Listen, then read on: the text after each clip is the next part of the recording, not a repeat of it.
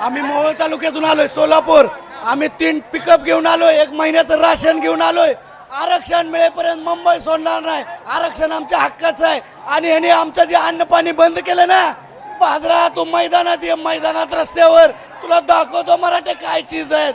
तुला नाही, तुला पळता बैतोडी केली तर या मराठ्याच्या अवलाद सांगणार नाही. त्या फडणवीसला सांगा आमचा निरोप. मला सांगा सरकारची भूमिका एका बाजूला आपल्याला दिसते की सकारात्मक आहे, मात्र मुंबईमध्ये तुमची सोय जी आहे ती झाली आहे का? आज शौचालय जे आहे ते लावून पाणी नाही आम्हाला. पाणी आज जरा पाणी मिळायला लागले. दुकानदार पाणी देत नव्हते.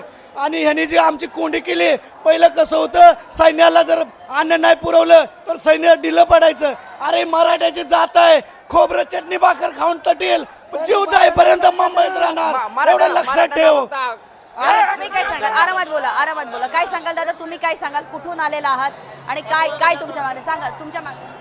आम्हाला आरक्षण मिळेपर्यंत आम्ही इथून माघार जाणार नाही. कुठे राहताय? कधी आला तुम्ही? आज आला, काल आला, कधी आला? 28 तारखेला आलोय. 28 तारखेला आलोय. आणि काय आरक्षण मिळत नाही तोपर्यंत आम्ही इथून जाणार नाही. मला सांगा की इथे आल्यानंतर तुम्हाला कोणत्या अडचणी आल्या? कारण अनेक ठिकाणी असं पण होतं की ट्रॅफिक जॅम होत आहे, ट्रॅफिक जॅम झालंय वगैरे, असं तुम्हाला काही अडचणी आल्या का मुंबईत आल्या? आम्हाला जेवणाची व्यवस्था अडचण आली, जेवणाची, पाण्याची अडचण आली, राहण्याची, बाथरूमची सुद्धा अडचण आली. आंघोळी कुठं करायची?